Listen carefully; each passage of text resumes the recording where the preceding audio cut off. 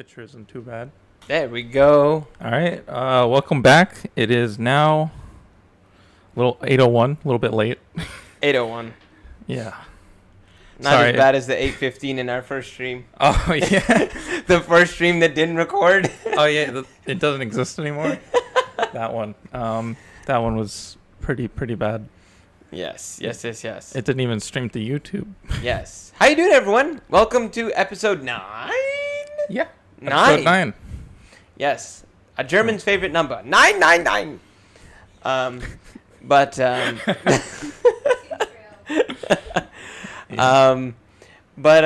yes, we are back for this is going to be unfortunately our last little podcast for a little while because someone is doing a proposal defense soon. Yeah. If you haven't heard from last week's podcast, which we talked about it quite a bit, I'm proposing at the end of the month, and it's super stressful. So I'm going to take some time and work on that.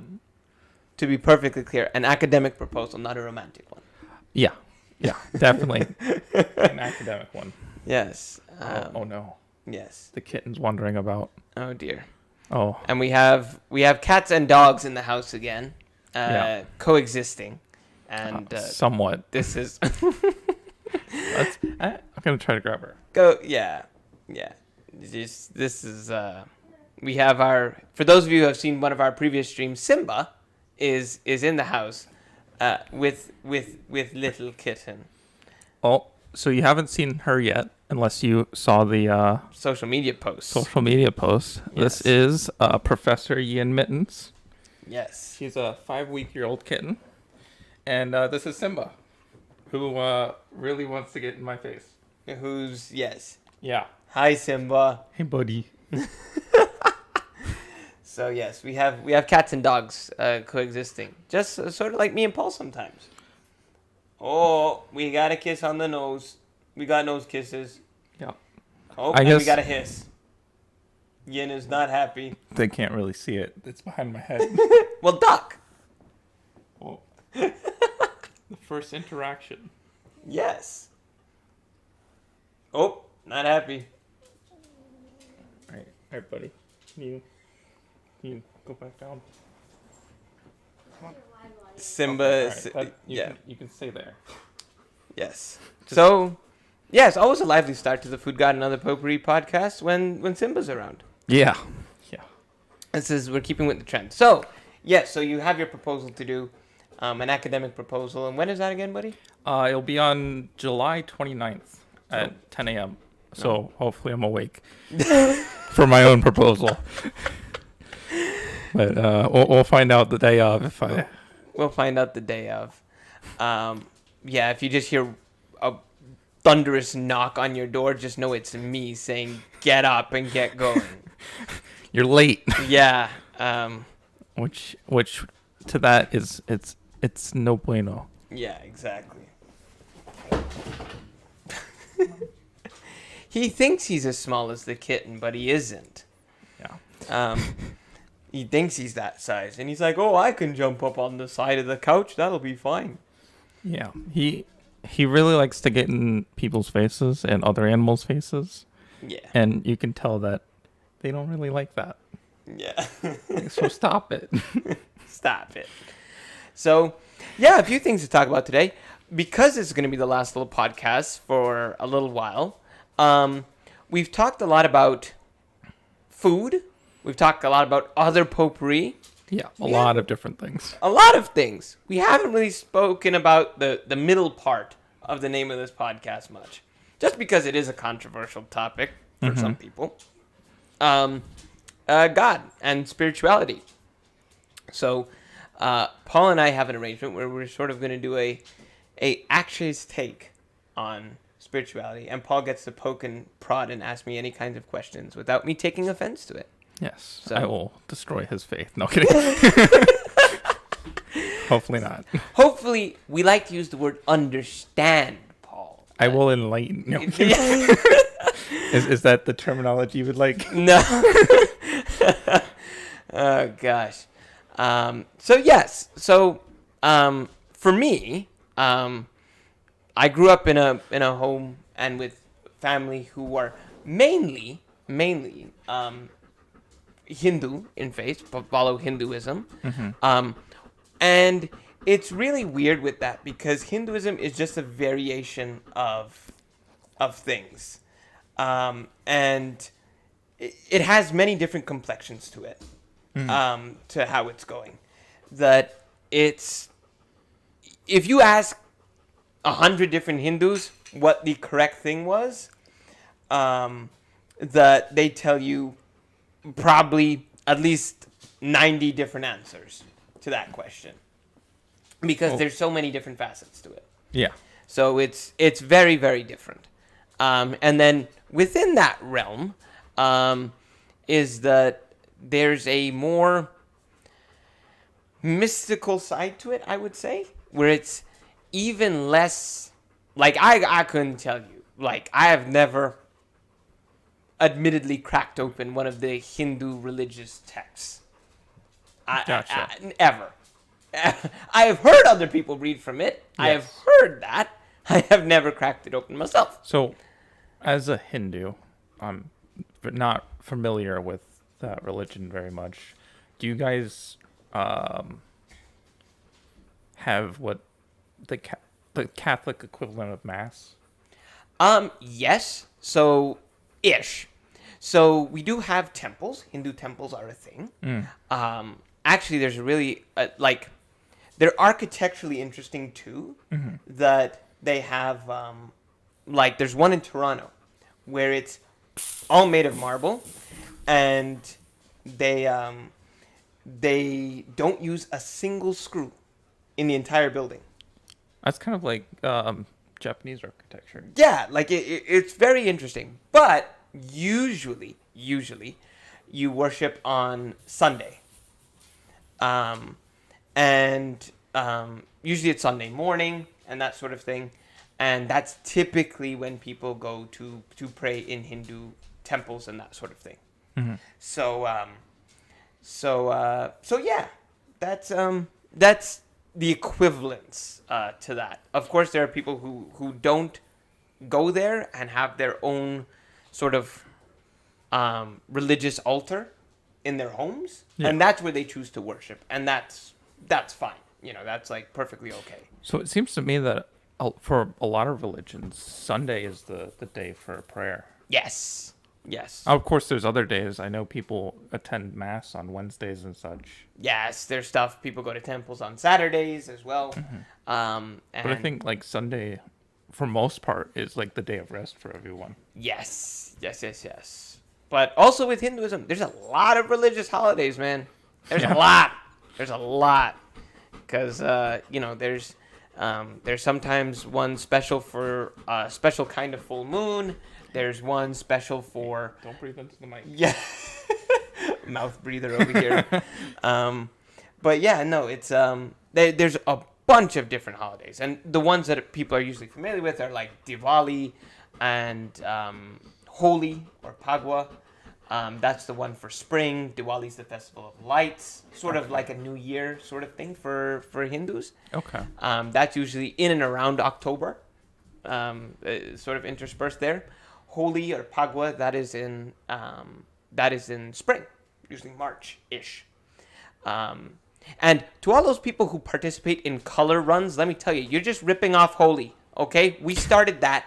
Your color runs, all right? I'm like, these people are celebrating Holi without celebrating Holi. It's cultural appropriation. Yeah.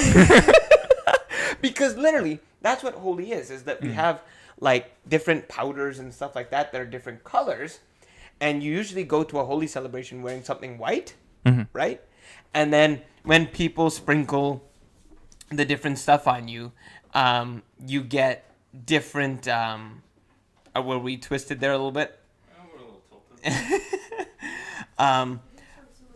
But when you have different, the different colors and stuff start to go onto your white shirt or white whatever you're wearing, it's meant to represent colors blooming out in the springtime, out of winter.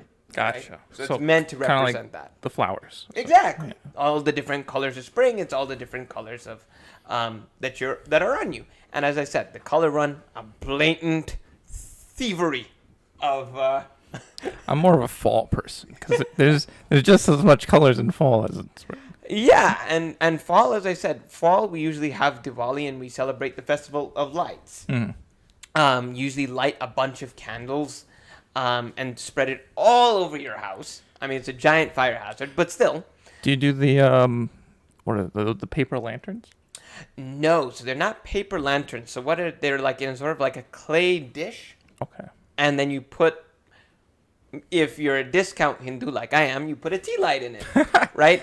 If you're a real Hindu, you have actual oil or ghee, like and which is like a type of fuel, and then you have a cotton wick that you put at the top of it and light that. Wow, fancy. Fancy. That's what I said. The real deal Hindus do that. I'm discount. Can't afford that. No, it's not that I can't afford. It's patience. Oh. I can't afford the patience. That's fair. So, but yeah, no, it's really amazing. And then when, of course, in India, when you see that sort of stuff, it just takes it to a next level, right? Like India is just next level crazy with these celebrations, and it's really amazing to see those sorts of things. So, so yeah, that's sort of our thing. And as I said, most of the holidays I celebrate are Diwali, Holi, maybe like 2 or 3 more generally, which is scratching the surface. But my thing is more spirituality, more meditation and that sort of thing, which is, again, the more mystic side of Hinduism. Okay.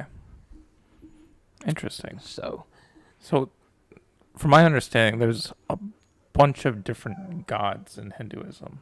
Am I correct in that? yes. So, this is something that I actually had a long discussion with my in 9th grade. Man, ancient world history. That was a long time ago. I won't date myself, but yeah, my ancient world history teacher, very smart gentleman. And when you're learning about the different things, you learn about monotheistic religions and then polytheistic religions. And I think that if you look on the surface of Hinduism, it's easy to deem it a polytheistic religion. That meaning that you worship different gods Yeah. and different deities, similar to the Greek mythologies or Roman mythologies or whatever. Yeah. And that sort. And it sort of depends on who you ask. But the predominant philosophy behind it, there are, of course, different complexions, but the predominant philosophy is that there are different deities and different manifestations of God, right? So what you're saying is, One God, different manifestations. so one god, many forms. Yes. And I've always found that particularly meaningful in my life, because in the same way that we have different, sort of different people come in so many different forms, shapes, ideas, strengths, weaknesses, and that sort of thing. And because you have the deities in so many different forms, they share complexions of that, right? They share complexions of they have weaknesses, some of them, or shortcomings, rather. It's probably a better, more PC way to put that. They certainly have shortcomings. And it's good because it's not one giant, one prevailing, all-knowing, all-powerful God. It's if you take these different forms, put them all together, overlap them all into one, all of a sudden they complement each other. All of a sudden the shortcomings move away, and you have something that is more along that lines. Interesting. Yes. So. So it's like Ben 10 of gods. Yes, yes, indeed. Ben 10, the cartoon show. Yes. Yeah. Right. It's one thing, but in many, many, many different forms. Right. And I think that's sometimes what is lost when people hear or approach Hinduism, is that, and that's not an uncommon. Honestly, thought. I thought it was polytheism. Polytheism. Yeah.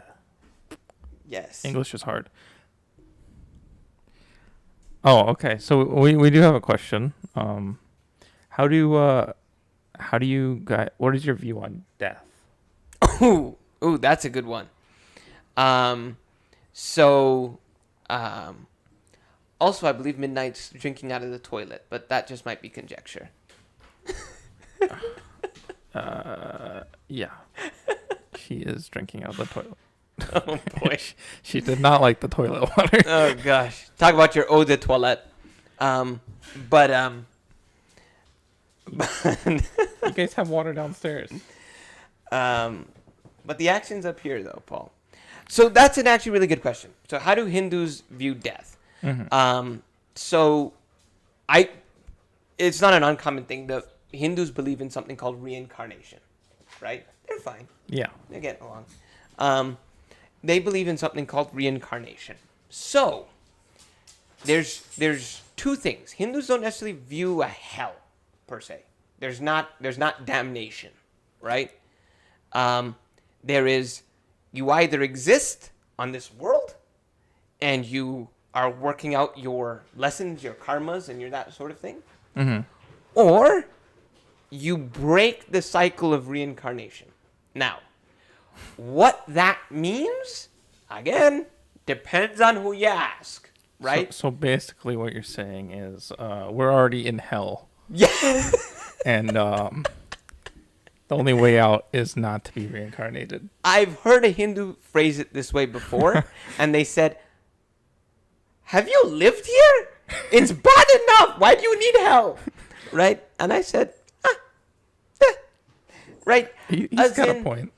There's enough lessons to learn here. And I think the Hindu philosophy is that we believe in a soul, right? Mm-hmm. Your soul comes back to learn things based on what it did in its previous life. It determines where your soul goes and the lessons your soul learns, right? Yeah. And then if you sort of learn what you are meant to do, and there's of course a enormous gray area in that, right? But if you learn what you're supposed to learn, and the lessons, and you achieve that self-realization, nirvana. These are different ways, or moksha. That's the Hindu phrase. But there's a bunch of different ways to sort of phrase that. You succeed at that. You get to that place of peace within yourself. Then you have a chance of, when you die, you leave the cycle of reincarnation and go on to whatever else is there after that. So, and there's not really a heaven either. It's, I believe the literal part is that you merge with the divine eternal being. So there's, that's it. And to me, that's always meant peace. Your soul is at peace. But again, that's my interpretation of it. So you don't become a deity of yourself? No, Oh. no, you don't. It's Porky Pigs at the end of Looney Tunes going, "Elby, elby, elby." That's all, folks. And that's so yeah, that's sort of how, the short version of sort of how Hindus view death. So I'm just curious. So this god has many forms. Are there any forms like the god Loki, which are like tricksters or try to misguide you? So there's not a particular a trickster one that I can think of per se, but that has been predominant in certainly other story forms, right? There's one in ancient Mesopotamia. I forget that one's name, and of course Loki for the Nordic mythology. But for Hindus, I can't think of a trickster one, but there are demons per se. Okay. That are included in the stories. And what's interesting is these demons, as it is phrased, are actually pretty devout in their religious and their prayer and their practice and stuff to certain deities, to the point where they are so devout that they are granted gifts. But in the stories, Hmm. they say that these demons usually get misguided by their egos. Sort of the power goes to their head. Kind of like I'm the chosen by God. Yes, right? Essentially. I'm devout and I got this boon from a divine being, and watch me, watch what I can do. I can rule, and sort of my ego can carry me away, right? To do unrighteous things. Kind of like God has trusted my judgment. Yes, right? And you see, again, through the stories, it is taught how these demons get checked. So are Right. so these demons, are they more human than godlike? Nah, there's one with like 7 heads, man. There's Okay, interesting. right? There's it's not necessarily that they are different, right? But it is they have their own. They're usually seen as actually they're quite often portrayed as kings, right? Interesting. And rulers of certain lands. So the ruler of a region in Hindu mythology called Lanka, right, is a demon lord, and he's the one with the 7 heads. But it's meant to represent sort of the 7 heads of ego and that sort of thing. Is that, dude, no matter how devout you are, your ego can take you on a trip, and no matter how much in good favor you get with God, if your ego takes you on a little field trip, you're gonna get checked big time. You're not exempt from that, Gotcha. right? At any point. So there's that. There's certainly that element to it as well. The thing that kind of relating to that, like demons and such, is angels. Are there angels in your religion? So not quite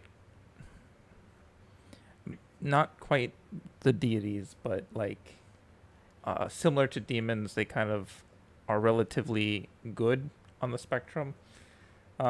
Relatively, of course. Yeah. Because good and evil are subjective. Yeah, and there's not even a good delineation between.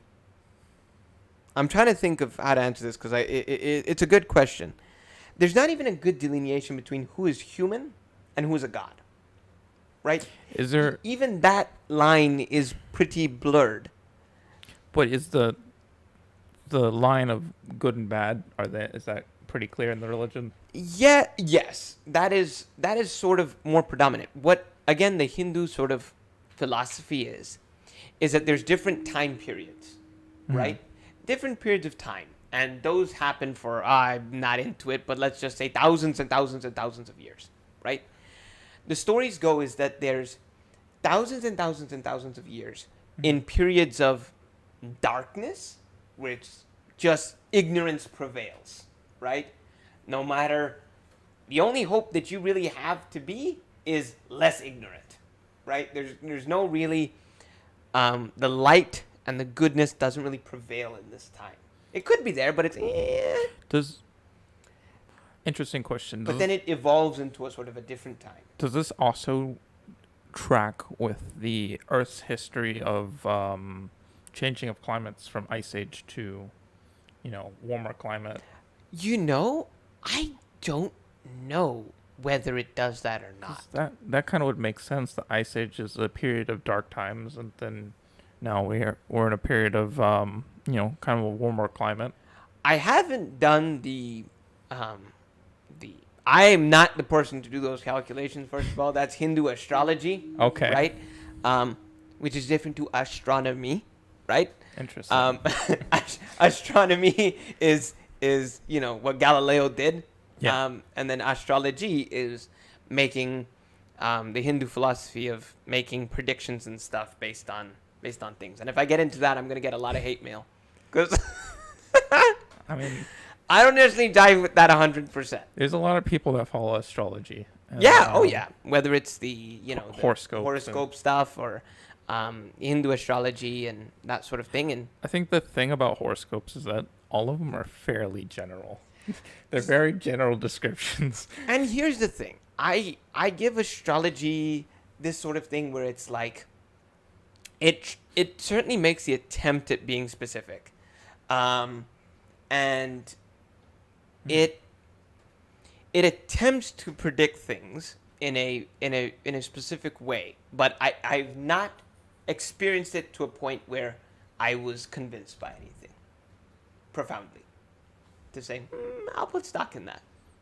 Yeah, I don't think I'd put a lot of faith in that. Yeah, myself. that's that. And again, but again, it doesn't make me a bad Hindu per se, right? Like, I think that is, or, if I identify firstly as a Hindu, but you don't have to buy the whole thing as a package, right? And I think that's what's been attractive to me, is that there's this, you can, and this is certainly not the philosophy in so many religions, but in Hinduism in general, there is this, and the way that I've interacted with it, there is this sort of pick and choose nature, that you accept the truths that you accept, and if you don't jive with something in particular, you can just, so that's not for me. I'm curious. So depending on the type of person, your reliance on your religion changes. Yes. So are you one that typically relies heavily on prayer and such to, I guess, get your prayers answered? And you see, here's the thing. Prayer, for one, the first time I sort of interacted or experienced prayer was my mother and my grandmother, right? On my mom's mom in particular, is that they grew up praying a lot. Like my mom, she would play prayers, and in Hinduism they're melodic, right? They're like songs almost, right? People sing, they can chant them, which is a little bit more intense, and then there's singing them, which is a little bit more, relaxed, right? A little bit more easy. And I grew up with that. I grew up around that, and being surrounded by that all the time, you feel a connection, a deep connection with it. For me in particular, to me, prayer has always been, well, what am I praying to accomplish, right? What am I praying to? What is the purpose of my praying? That's a better way to phrase it. For me, I don't pray for things to happen in a certain outcome. I accept that outcomes are more to the universe, and what'll happen will happen. What I pray for is the feeling of, there are times in my life, which I have experienced recently, where I say, God, please bless me with strength to, hi, Professor Yin. Oh my goodness, she's purring so loud. But I pray for strength, right? I pray for, God bless me with the ability for the strength, bring strength into my space, whether it's not physical strength, but a mental and more resolve, right? Bless me with that. Bless me with a mind that will see things in a open way, and in a way that I can really see as many possibilities as I can. Because there's situations where that's really what I need. And for me, man, I am stupid, right? And I think putting my faith in something that, and not necessarily an entity, but in a power at the very least, that is bigger than me, puts me at ease to go through very, very, very difficult situations. That it's at least the possibility that is being guided by a higher force. And to get through, I think, some of the toughest moments in my life, as I've gone through the pandemic and all sorts of things, I think has been just, and I'm always reminded, don't pray when you're just going through the hard times, but it's the time where I reflect and I'm able to put in the words the best of how it impacts me and what it really does for my space.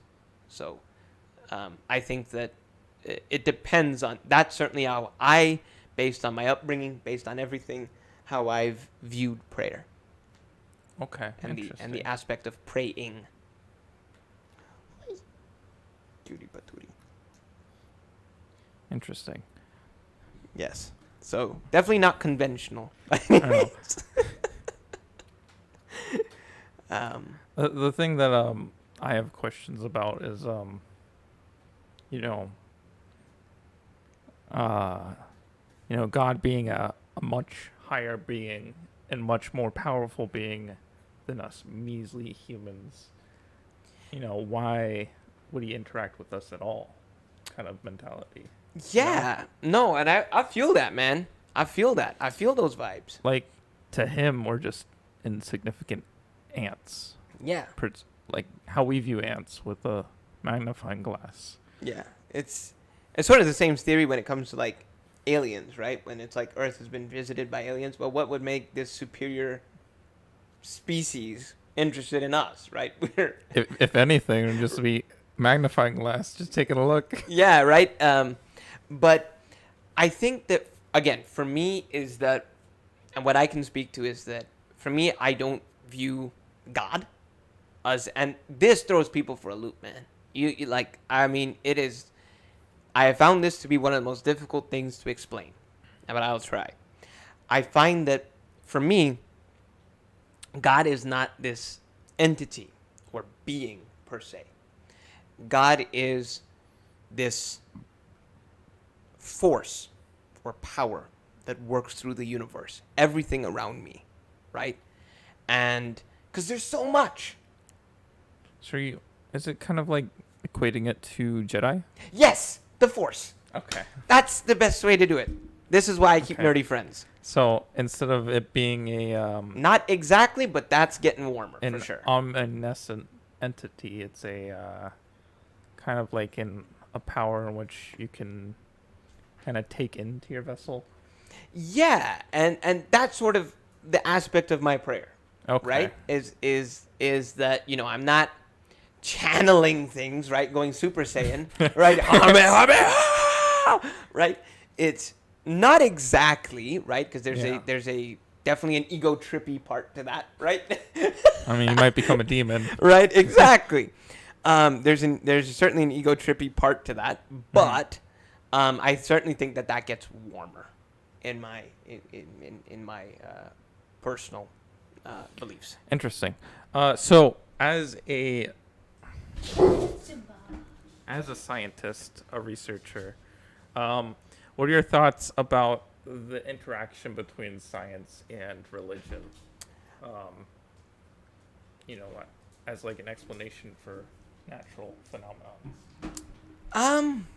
Well, you bring up a good point. Is that, and I would say, without exception, I've heard this from Hindus as well. It does happen where they're just like, okay, this and this such natural event explains this in our holy scriptures, right? Explanation of natural phenomena is not necessarily truths that I look to in philosophical or religious texts, right? I look for things that speak to me on a different level, right? I'm not trying to understand my natural world through things like that.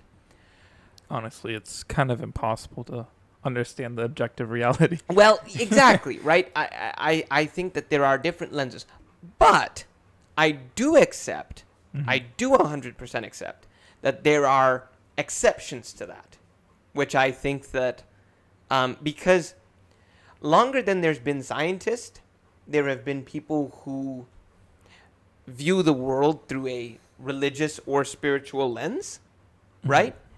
And sometimes that observational information gets conveyed in those places and in that way.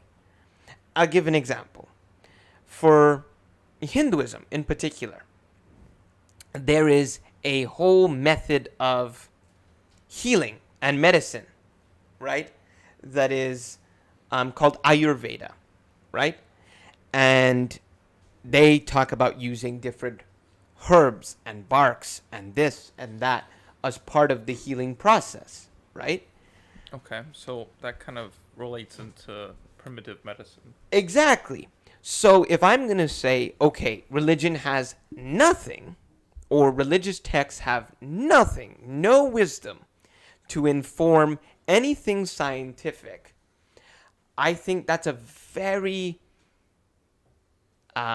presumptive sort of way to look at things, because there are thousands and hundreds of years of information sometimes in these things where people have observed things, reproduced them, but because modern science hasn't contextualized that, or maybe it's false. Yeah. That is completely something that happens, but I think it ought not be completely dismissed. Watch them. Simba, behave. No, be good. Don't eat the kitten. Don't eat kittens. Here you go, Yin. I know. So. So yes. But yeah, no, there's definitely, and like I said, I think the whole thing with calendars and correcting it, that's all from the Catholic Church, if I'm not mistaken. The whole I think pertaining to the years, it's the Julian calendar, yeah. right? But in terms of what is a day and what is a year, that's actually due to astronomy. Yeah. Because that rotation of the Earth is 24 hours, and then rotation around the sun is a year. Yeah, I heard Neil deGrasse Tyson, who is a brilliant astrophysicist, and a great person to check out. He was saying that the whole concept of a leap year was figured out, supposedly, according to him, by Catholic monks. Interesting. And, I think that, again, there are things to say that it's completely all, and I'm careful how I say this, to say that there is no wisdom, absolutely zero wisdom to take from those things, is probably a little misguided. But to say that everything is wisdom, naturalistic wisdom in those things, I think is equally as misguided. So, in my opinion, did we freeze on the show? Did we? Oh no, we're good. I don't know. The mic bar is not moving. Oh. Sound check. Maybe. Anyways, I guess we'll continue. Let's see. Yeah, keep going, buddy. Okay. So the way things are written are kind of the way people have interpreted them at that time. Yes. So although a scientific explanation hasn't been, created yet, they interpret it in different ways. Yes. To essentially convey their message and, send it to their future, essentially. Oh, I think it's messy. I'm not saying by no means is it easy to disseminate what is wisdom and what is, just someone's idea, right, that they just threw in there, right? I think it's extraordinarily difficult to work through that. Though I do believe there is a lot of Yeah. excess in these stories. Oh, yeah. There's And lots of exaggeration and such. Oh, yeah, and of course, and that's what I'm saying is that, like, if we're talking about naturalistic phenomena versus a more mystical ideas to work with, right, and thoughts about how one should live, and a more philosophy and that sort of thing, or different spiritual truths on more that level. Those are two different conversations, right? So mine, what I said just now is focused on, is there anything we can understand about the natural world and medicine and science and that sort of thing through that avenue, right? I think that that's... So the question in chat about, in other words, science has better assisted to provide explanations to phenomenons observed many years ago the issue with that is that science can provide a possible explanation.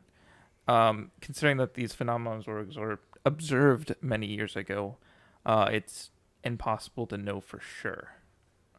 Oh yeah. Because you can't really, go back in time and actually prove what happened, essentially. Well, I think this is why we have different tiers, right? In mathematics, you have proofs, right? Oh, We yeah. learned this in geometry. This and this equals this, or if this, then that. It's a proof, I hated writing right? proofs. Writing proofs. Oh my Oh. god, it's repressed memories, man. But that's mathematics. Mhm. Then you step to physics. Physics has laws, right? Yeah. You have laws of thermodynamics. You have Newton's laws, Well, with physics, there are more theories. right? Because they're not proven, but they're not disproven. But there are laws, though. There are laws still in physics, right? What they deem as laws. Right? But I'm saying just by the hierarchy of things, right? In chemistry, that gets a little looser now, right? In chemistry, we start to loosen the fray just a little bit less. There's less equational, there's less theory, there's a little bit more Probability. Yeah, there's a little bit more chance involved. And then you get to biology, and you want to talk about chances there. You don't take your chances with biology, right? Oh, no. There's a lot more, and not to discredit any of these, but I'm saying it gets more and more difficult to say certainty and to definitely, without any question, prove something as you move down that list, I feel. Well, kind of like in life in general, I think it's impossible to prove with absolute certainty that Yeah, things are what they are. of course. There's always that, minuscule probability that it isn't. Yeah, of course. So, I think that's part of it, and yeah. So I think that science, it's always been something for me. And we could talk about this and move on to something else. But sort of the thing that I'll say is that it's always been a challenge for me to sort of say that I'm spiritual minded and that sort of thing in scientific circles, because it garners a lot of explanation, and it's not always easy. And I feel like it's a little bit of that, but I feel like I'd rather be asked questions. I'd rather be asked questions about it than just, oh, well, he's a kook. And I feel like that is the opinion of most people who are religious or spiritual minded. I even the most devout person who might feel differently than I do, I think that they are sometimes apprehensive of being deemed a kook. So instead of judging someone, talk to them and find common ground. I think that is an important, Which very valuable there's thing. a lot of not that going around. So Yes. it's all prejudice and no actual communication. Yes. But let's move on to our other topic we wanted to touch on today. Mainly because we're running short on time. The women's lawsuit case against the U.S. Soccer Federation. Yes. That's big in the news. Yes. So, correct me if I'm wrong. The case was dropped officially, right? Was it dropped, or did they? I think it was that the courts found had a decision, and they found that the U.S. Soccer Federation was not discriminatory. Okay, so it was an actual decision. Yes. Okay, so those who don't know, the women's soccer team, and I think it was like 27 members on the lawsuit from the women's soccer team. Could be. Filed a lawsuit against the U.S. Soccer Federation for sexist discrimination on pay. Yes. So they tried to argue that they were getting paid less than the men's payment through the U.S. Soccer Federation, and so they are seeking a couple million out of the lawsuit. Oh, I don't remember the exact number. I was reading up on it a little bit today, yeah. but yeah. What are your thoughts on the case? I think that we have a situation here, and it's. I think the conversation around gender discrimination is a complex one, right? Where it's, I know there was a there was a young lady, and I'm forgetting her name. There was a young woman in Trinidad and Tobago who worked in a legal office. I believe she was a paralegal. And she was very intelligent, all of these things. And she was kidnapped. And some very horrible stuff apparently happened.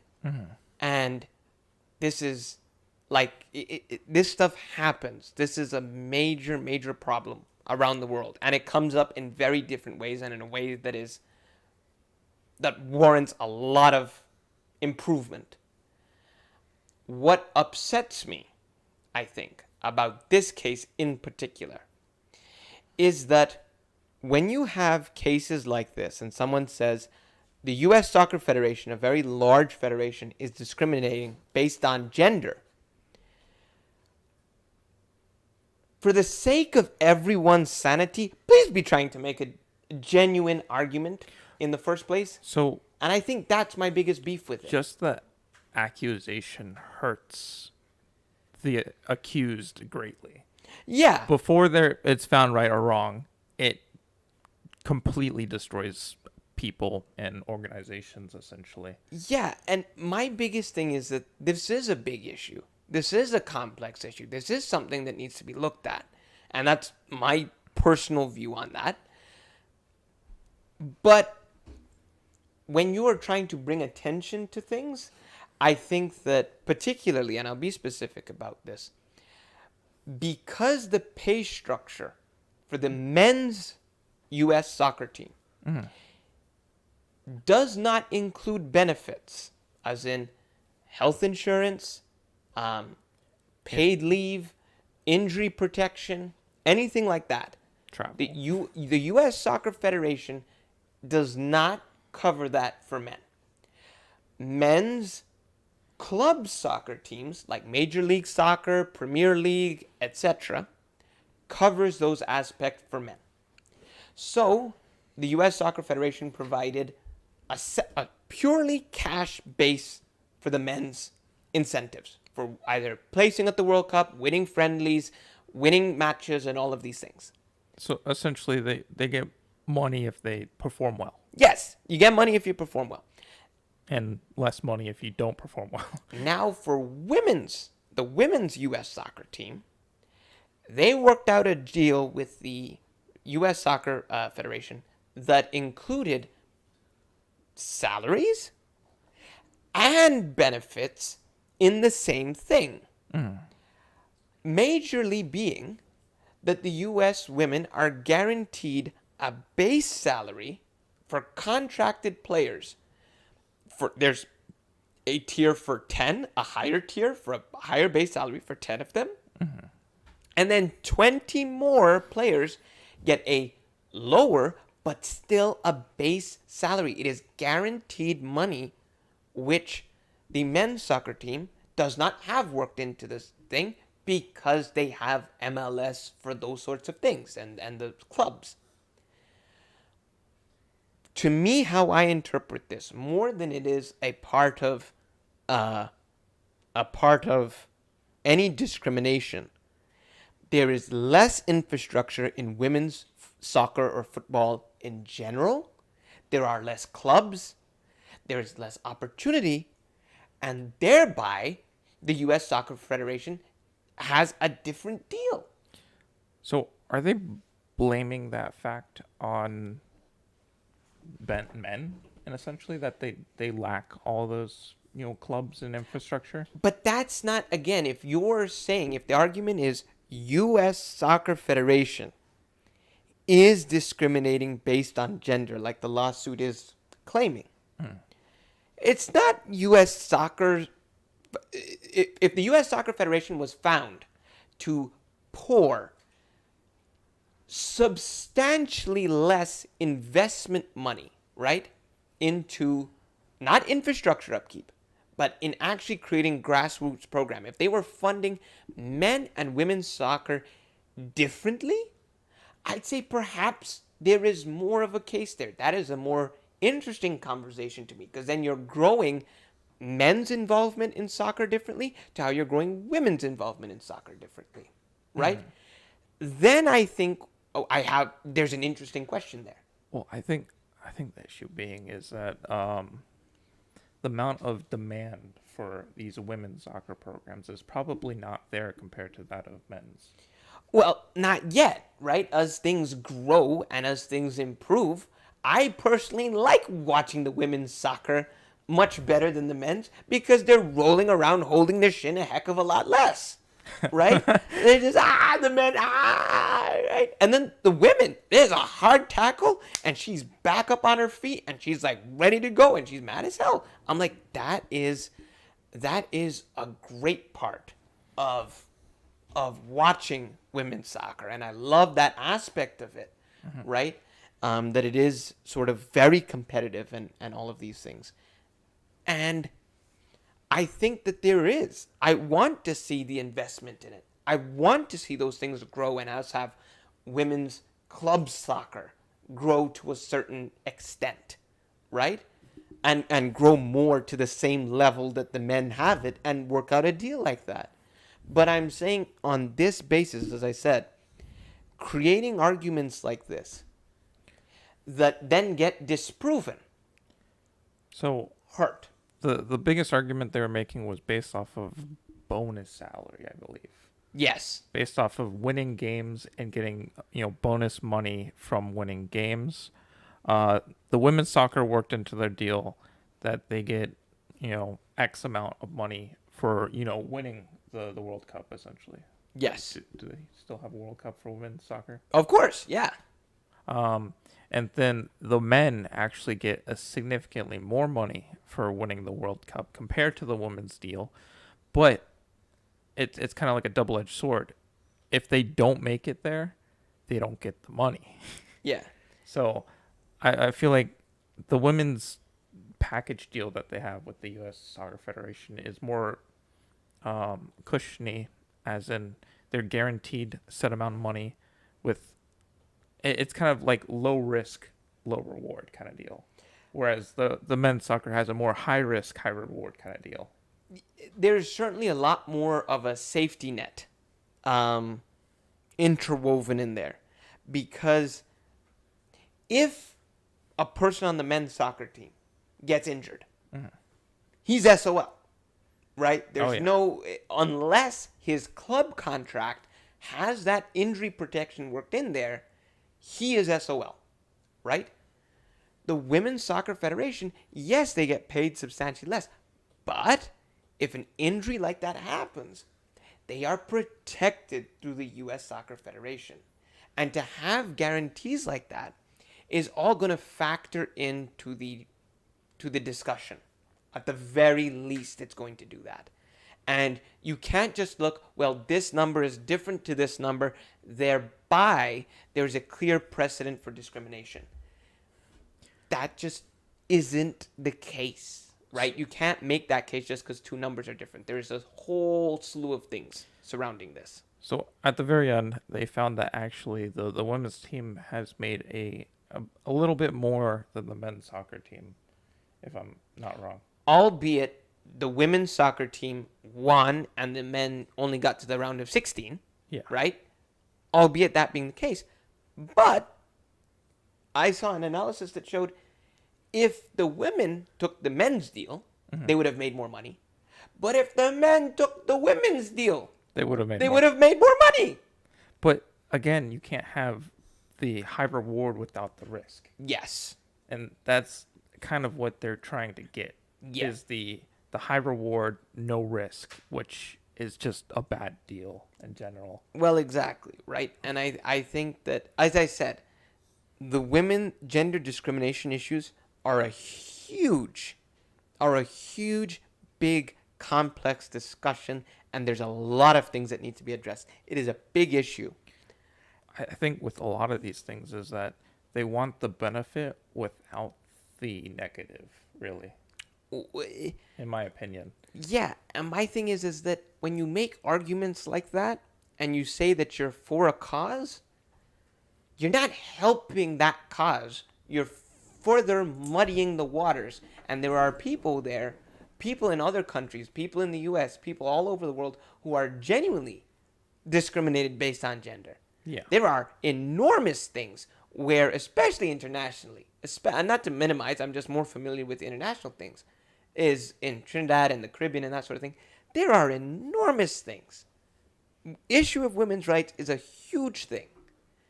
And it frustrates me when I see people make arguments like this, and they are not. They further muddy things. It leads to suspicion. It leads to a whole bunch of things towards a cause that really needs some attention.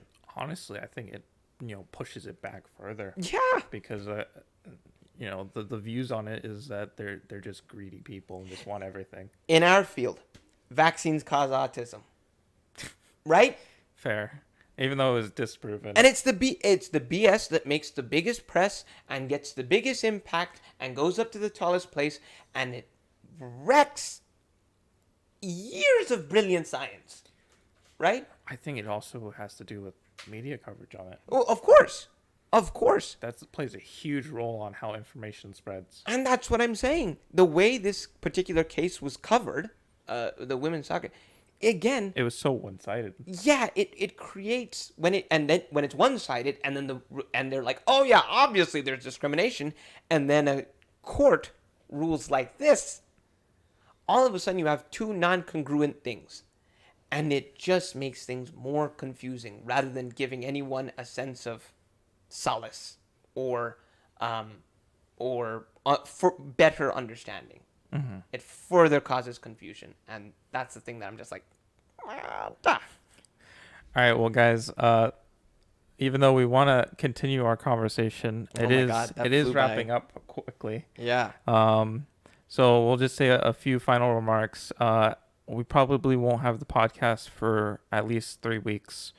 And then I believe starting in August, I think we'll start back up. Yes. August we'll start back up and have some guests on, hopefully. We have 3 weeks for Paul to sort of prepare, but while he's doing that, we can bang our heads together, get some more guests on for you guys, and hopefully come back with a strong podcast, a strong coming back. Yeah. Strong return. Yes, exactly. And we'll know if I made candidacy for my PhD program. There you go. So, and we're all pulling for you. That'll be good news. All right. So before we leave, we have to do wise words with Akshay. Oh, jeez. Well, I heard these, so I'm stealing it, and I'm saying that I'm stealing it. But I think it was something I heard today that really made a lot of sense to me. Mm-hmm. Freedom. I've thought a long time that I've wanted freedom. Freedom is what I've wanted most. Freedom is a consequence, though, not an action. View your actions and affect those. And if you do that in an open way, with an open mind, my feeling is the freedom comes. Well, thank you guys. Make sure you follow and subscribe to our YouTube channel. And check out our social media. It is at God Potpourri on Twitter and Instagram. Yes. And like and subscribe. We'll probably post a few things in the coming weeks up there. So stay tuned. And we'll see you in August. Good night, everyone. Good night.